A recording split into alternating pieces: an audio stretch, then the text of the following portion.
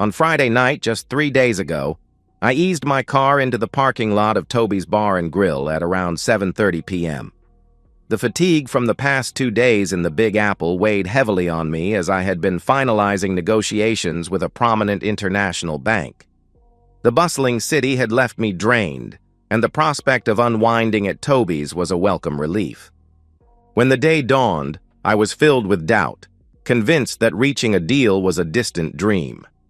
Yet, as the Friday meeting unfolded, it was as if the outstanding obstacles began to tumble away like a chain of dominoes, each one falling with surprising ease and precision.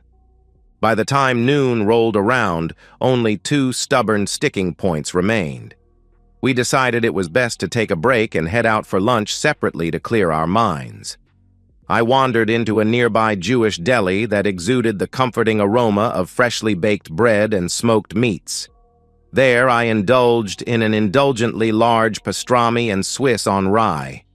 The sandwich was a masterpiece. Each bite was a perfect meld of flavors that I savored with complete satisfaction. When we reconvened at 1:30, George Willis, the lead negotiator from the bank, said, "We've made a ton of progress. I propose we split the difference on the last 2 points." George passed a paper across the conference table, and I read what he was proposing.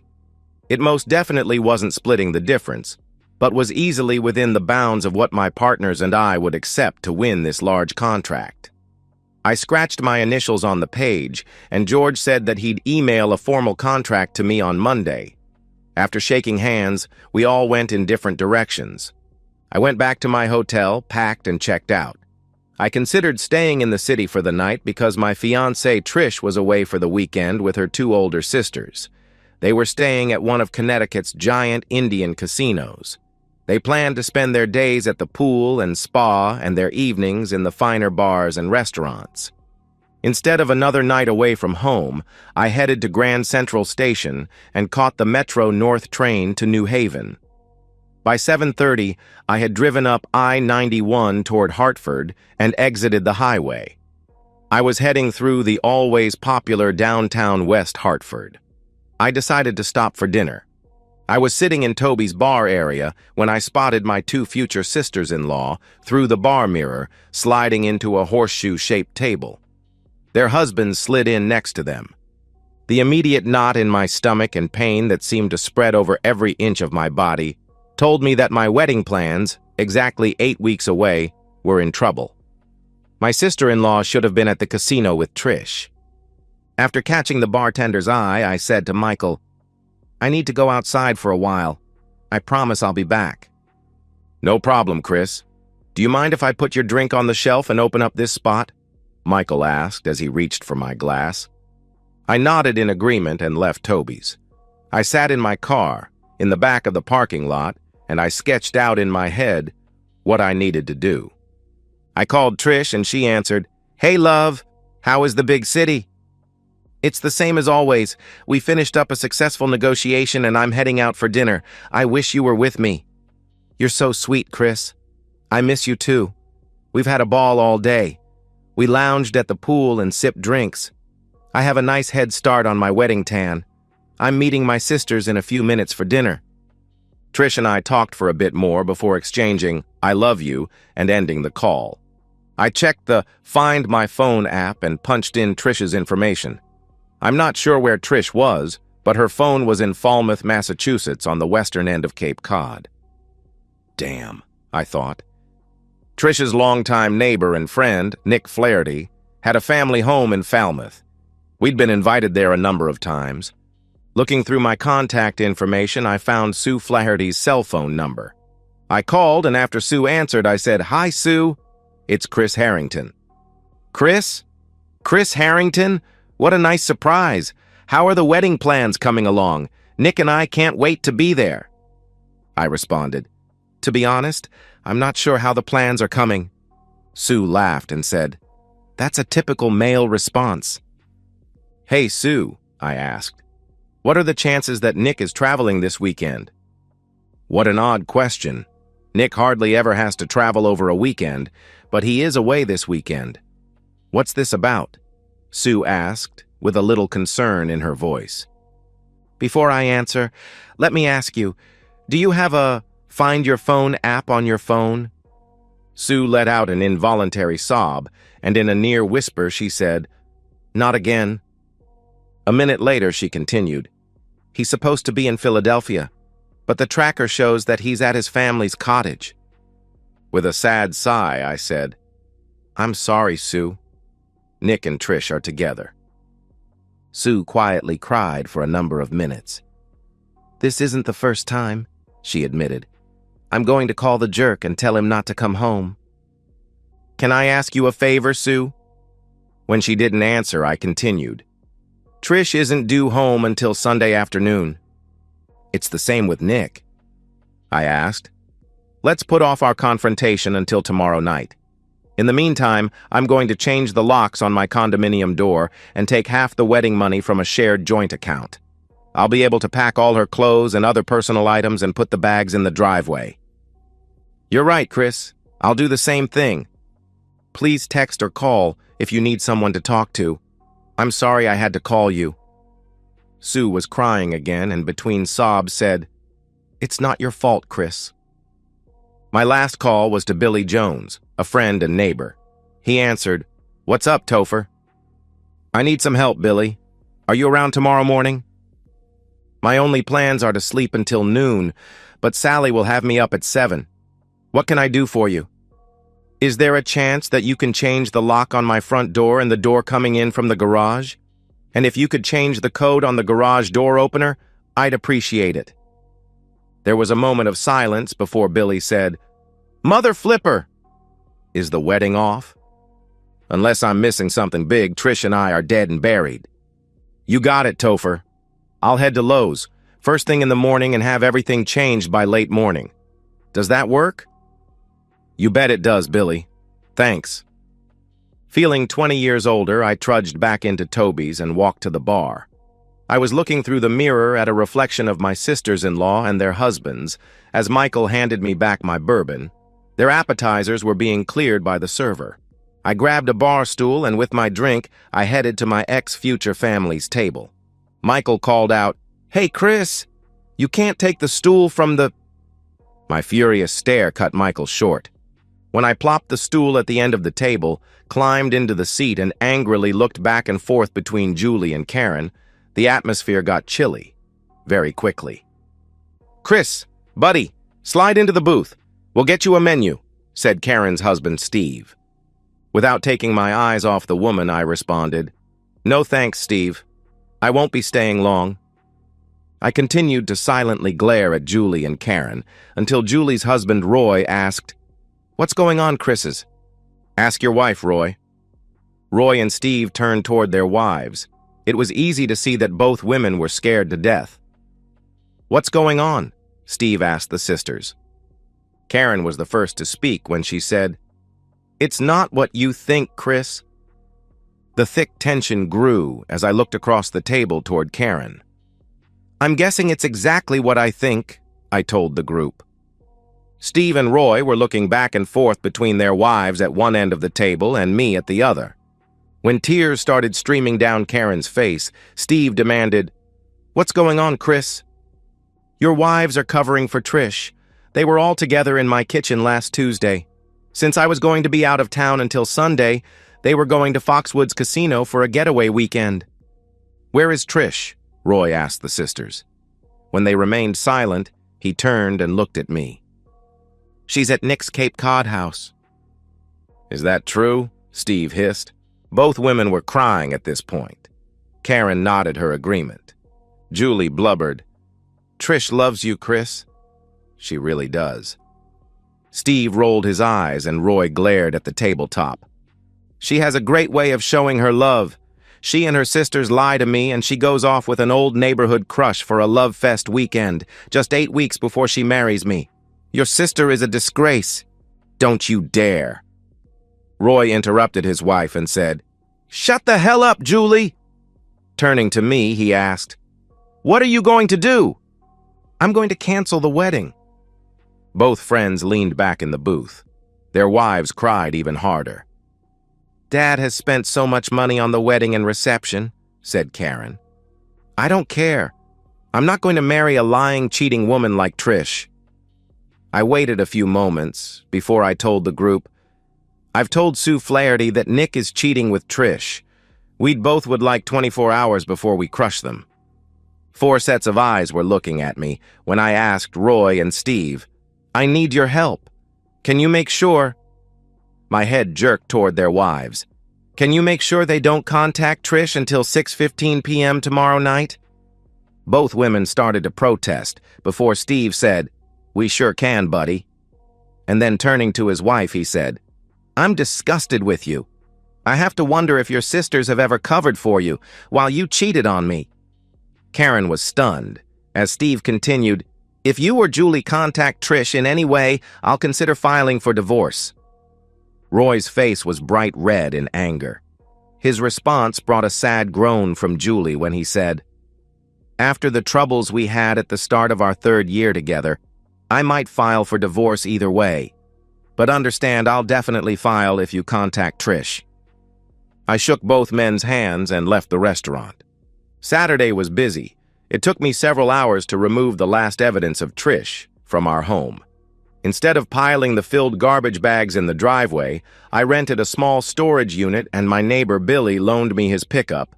It only took 3 trips to get all of the bags off my property. The most difficult part of the day was writing an email to our wedding guests. I worked on the email in bits and pieces throughout the day. It read, Subject, Harrington and Clark Wedding Update. Dear friends, I am currently halfway through a spectacular weekend, just 8 short weeks before my wedding day, to Trish Clark. The weekend was spectacular because I discovered that Trish had spent her weekend in another man's bed. Trish and her longtime neighbor Nick Flaherty lied to me and Nick's wife Sue. With the help of Trish's sisters, Karen and Julie, and their lies, the couple is spending this weekend together on Cape Cod. You might wonder why I think this awful behavior is spectacular. The reason is simple. I'm not married to Trish. It's much easier to cancel a wedding than to go through the agony of a divorce. This email is my official notice that I am canceling my wedding to Trish Clark. Sincerely, Christopher Harrington. I called Sue Flaherty at 5:30 on Saturday afternoon. Together, we filled in each other on the tasks that we were able to complete. Because Sue was married, her separation from Nick would be much more difficult. She was able to talk with an attorney on Saturday morning and had an appointment scheduled for Monday morning. The attorney had recommended canceling joint credit cards and, as much as possible, separating the family finances. It was typical legal advice in the case of divorce. We finished our call a few minutes before 6 p.m., and we agreed to send our spouses a text at exactly 6. My text simply said, I hope you are enjoying your weekend with Nick. Thank you for showing me and the world that you are a liar and a cheat. Our wedding is canceled. I sent the text at exactly 6 p.m. A moment later, I sent the email to our family and guests. 16 months later, I stood at the edge of the altar. My best man and groomsmen were flanking me to the left. The maid of honor and bridesmaids had each processed down the center aisle of the church, each looking as stunning as the last. Tears came to my eyes as I looked toward the back of the church. Trish's father stood proud, dressed in his black tuxedo. His eyes, like mine and the rest of our guests, were locked onto the most beautiful bride ever. Her blonde hair was styled and looked beautiful under the small white veil. Her blue eyes sparkled and were filled with love, and her deep red lips gave me wicked thoughts of our upcoming wedding night. The form-fitting white wedding dress highlighted her heavenly figure, without making her look beautiful. It was perfect. As Mr. Clark and my bride started down the aisle toward me, I felt a pair of eyes drilling a hole through me. I scanned the guests on my side of the church before glancing at the bride's side. That's when I saw Trish. She had tears cascading down her cheek. I saw her silently say, "I'm sorry," before she turned toward her father and youngest sister walking toward me. And that's the end of today's story. If you enjoyed it, please give this video a thumbs up and drop a comment below. Your support helps the algorithm push my content further. If you're new to the channel, don't forget to hit that subscribe button. It really helps me keep creating more stories for you. Thanks for watching, and I'll see you in the next one. Our friends in blue turned up at the garage I owned in the form of 2 officers in a patrol car. I watched them surreptitiously from my position under the hoist. It was unusual to see such happy-looking policemen. Their expressions turned more serious as they approached me. They confirmed my identity and said they'd some bad news for me. Something had happened to my wife at our house and she was in hospital, but they couldn't go into details. I tried to leave straight away, but they stopped me, wanting a few answers. "Can you account for your whereabouts for the last 3 hours, sir?" "Yes, officer. I have been here all day. Just ask my 2 mechanics. Sorry, I did slip off for 10 minutes around 11 a.m. to get us coffees." One of the policemen wandered over to talk to Mike and Pete. The other wrote down details of which coffee shop I'd been to. "Can you show me your car, sir?" he asked. "Sure, my truck is outside." I led him outside to my pride and joy. The thorough bastard scoured the interior, then popped the hood and felt the engine. Stone cold. "Right, that's all, sir. You can go to the hospital now." There was a look of concern on my face while the staffer at the hospital explained the extent of Kate's injuries, the fact she'd received a blood transfusion, and then informed me she was being operated on now. She was expected to be out of it until the next morning. I thought it was very unprofessional for the doctor to be half smiling the whole time he was talking to me. On the way out of the hospital entrance, I was intercepted by the same 2 policemen who'd been to the garage earlier. They wanted some more answers. We retired to the hospital cafeteria for some much-needed coffee. They wanted to know how my relationship with my wife was. I explained that we'd met and married relatively late in life, 8 years ago. Kate worked a lucrative career as a defense lawyer with a large local firm. She was keen to have children but had resisted my pressure until now when she was almost 40, as she wanted to establish herself in her job. They asked me why it was she was at home on a weekday.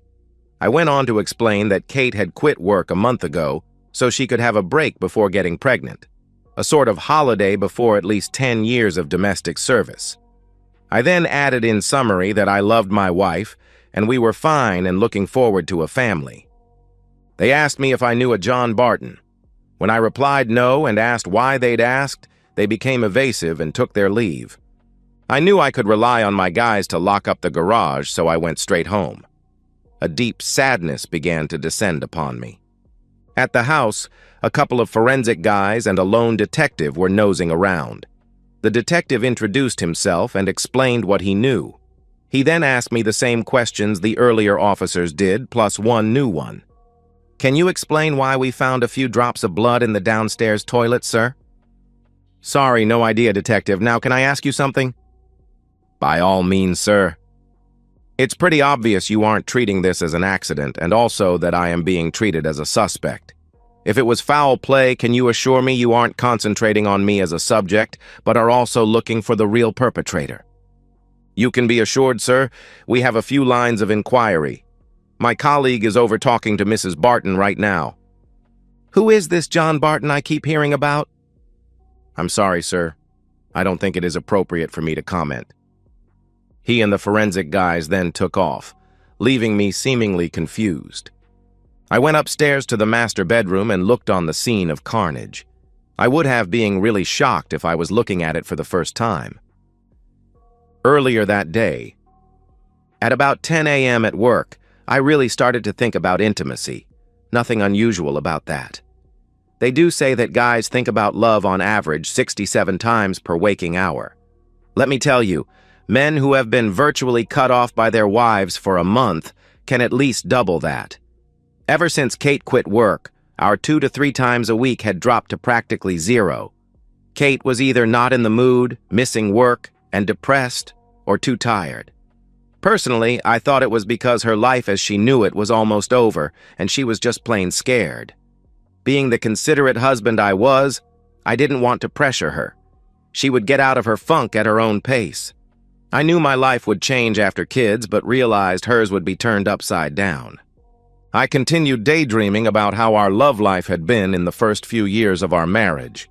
Anywhere, anytime, anyhow. We'd made the effort to keep it fresh and new for as long as our imaginations lasted, then slowly lapsed into the automatic mode two long-term partners often slip into. I snapped out of my torpor. I knew what to do. Bring back the spontaneity.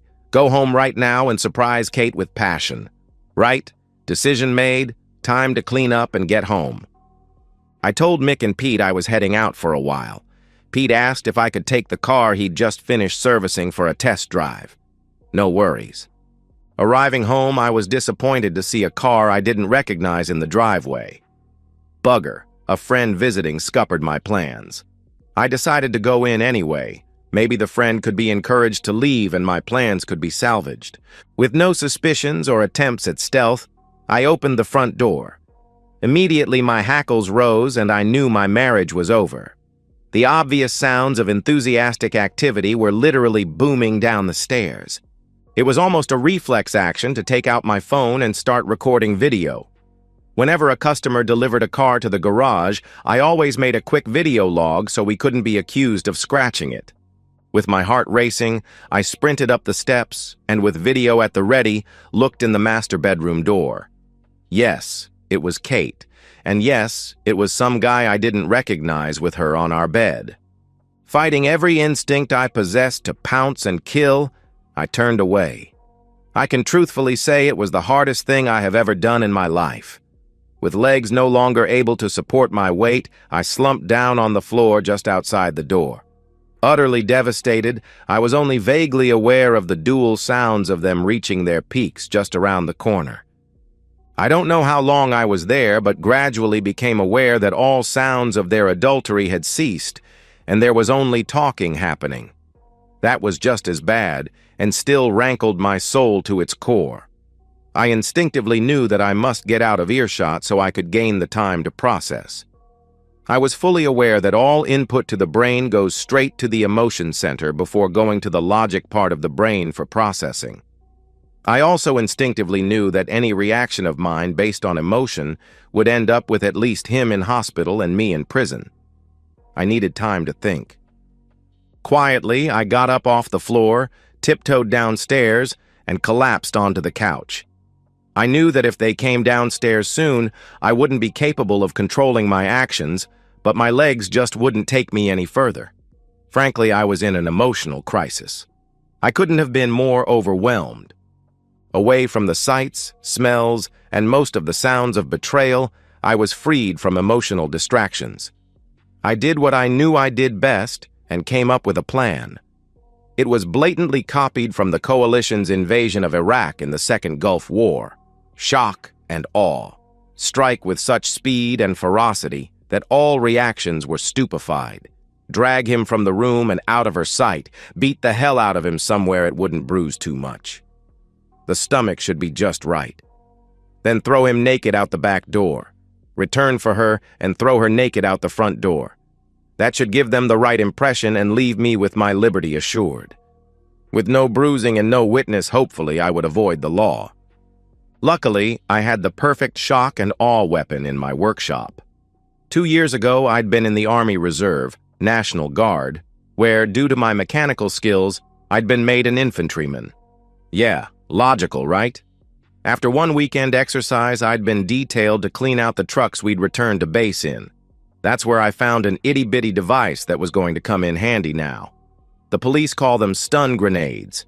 Special forces call them flashbangs. Slightly larger than a normal grenade, they are basically a small canister with a lever and pin mechanism for ignition. They were specifically made for hostage rescue and were designed to do little physical damage so they could be lobbed into a room full of innocents with no lasting harm. Sure, they would blow a few fingers off if you held one in your hand, but were generally harmless. What they did do, however, was go off with an 8 million candle power flash and a 170 decibel bang. The flash alone could stun a person to extreme non-function for at least 5 seconds. My devious mind, driven by newly acquired hate, quickly formed the rest of the plan. I didn't want to damage my own house, so couldn't just lob it onto the floor. Plus, the noise of it hitting would alert them. I didn't want that. I retrieved the device and quickly taped a short piece of rope to it, then put a loop in the end of the rope. Thus prepared, I tiptoed back upstairs. As I got closer, I realized that stealth was again unnecessary. I could plainly hear a man's groans coming from the bedroom doorway. Stopping only to pick up my phone from the floor outside the door where I'd dropped it, I glanced around the doorframe. Obviously ready for round two, the guy was standing at the foot of the bed facing the door. Kate was on her knees with her back to me. I tried desperately to disassociate what I was seeing with any emotion I was feeling, but was only partly successful. Glancing around the corner again, I confirmed that his eyes were tightly shut. Mentally rehearsing the sequence of events I'd decided on, I then took a deep breath and sprang into action. One step into the room, looped the end of the rope around a hook on the bottom of the light fitting, leaving the device hanging halfway to the floor. Pull pin, slip into pocket, out the door again, fingers firmly in ears and eyes tightly shut. Even with my precautions, the effect was awesome. I could plainly feel the shock wave and sense the bright reflected light through my eyelids. Following the plan, I leap into the room again, ready for action. This time it was my turn to be stunned.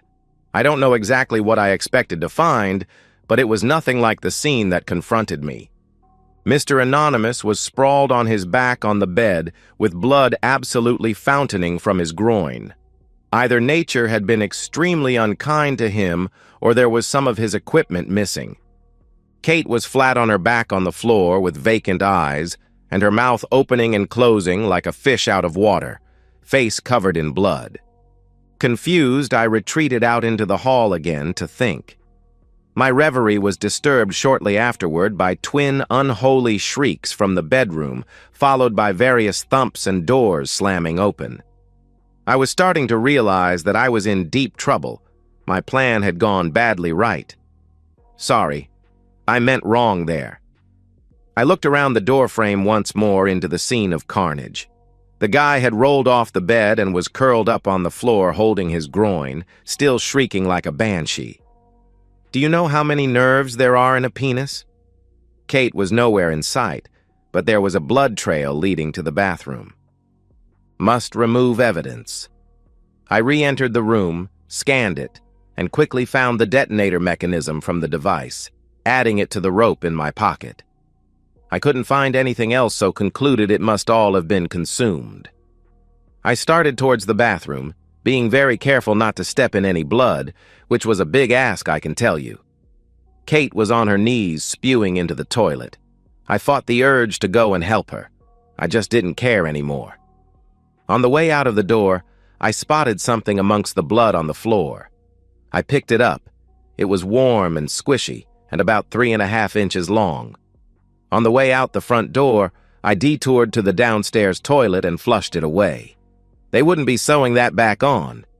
Careful not to screech my tires, I sped off down the street, thankful once again that we lived so far from the neighbors' houses. Halfway back to the garage, I dumped my pockets into a roadside bin. 10 minutes later, I was back in the small garage that I called work. I called over Pete and Mike, the two grubby, oil-stained guys I call my employees and friends. They hurried over, seeing I was rattled. Guys, I need you to be my alibi for the last 45 minutes. What do you say? Sure, boss, came almost simultaneously from them. Well, before you agree so hastily, I'd better tell you that what I have done is pretty bloody serious, and once I tell you what it is, you may not be so quick to answer. I don't know what the hell I will be charged with, but it could mean prison time. Before I explained it to them, I went to my office and threw on an old, dirty set of coveralls. I then went over to the bin and grabbed an oily rag, rubbing it into my face and arms. I didn't know when the police would be here, but I fully expected them. Both guys looked at me a bit bemused. I gave them a quick rundown on events of the last little while. They looked at me with stunned expressions. Mike was the first to break.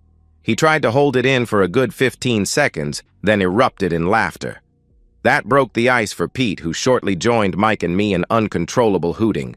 Mine was driven by the aftermath of an adrenaline rush. It was fully 5 minutes before we all regained control, and with handshakes and promises of support, they returned to their oily engine bays. For the next hour, spontaneous chuckles could be heard from inside various grimy spaces. My wife, Kate, was about to reap the reward she'd earned for being aloof with my lowly friends in the past. Do you know how hard it is to clean blood up? Bastard stuff sticks like poop to a blanket. I ended up only cleaning the bathroom floor that night. I decided to just throw the bed linen away and made a note to get a new carpet for the bedroom. The ripped curtains would have to go as well. I tried to keep busy, avoiding thinking. That process wasn't helped by the constant phone ringing and knocking at the door. Yes, the media were in feeding frenzy mode. The combination of adultery and a guy getting his manhood bitten off was a story sent from heaven for them. I only answered the door once and soon unplugged the phone.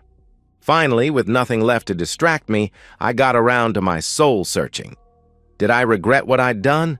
Strangely, no. I hated cheaters with a passion.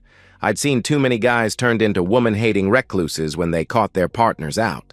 The funny thing was that until before lunchtime today, I would have bet my life on my wife sharing that passion. I was still stunned that I'd been so wrong, not to mention utterly bemused at Kate's motivation.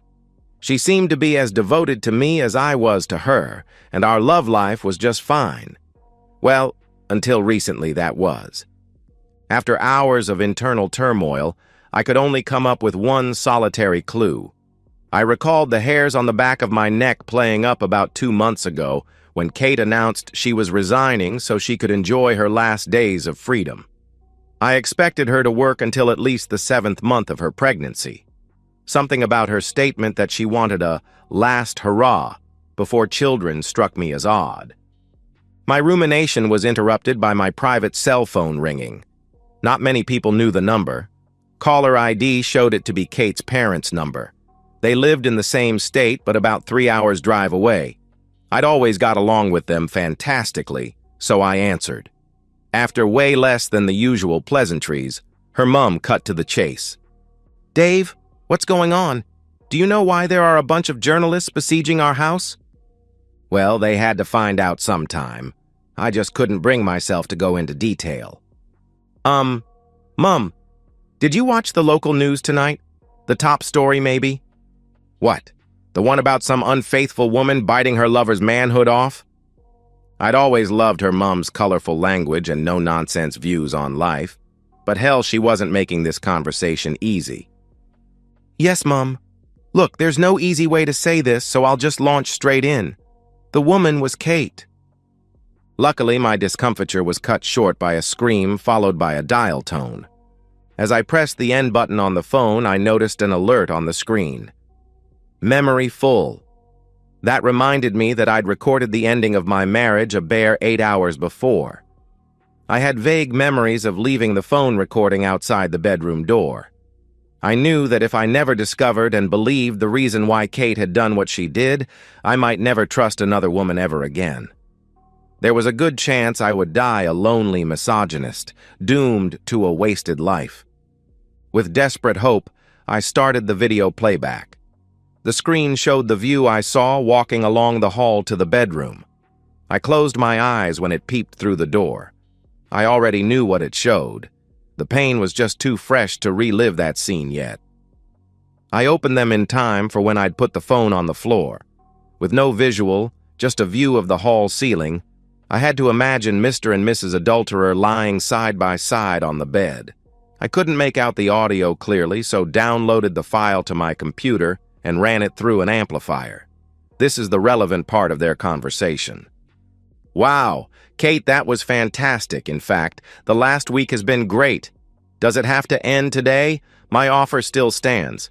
Just give me the word and I'll divorce Sarah and marry you. Yeah, like that will work. Great start to a marriage hooking up with a guy that will mess around on his wife and kids.